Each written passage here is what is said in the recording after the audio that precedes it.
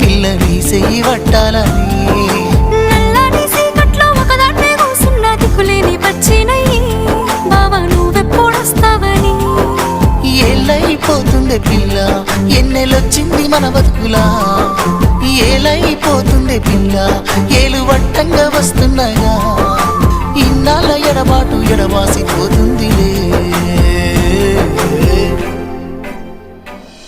ఈ సీనయ్య గుంటున్నదే సినదారా నీ కోసము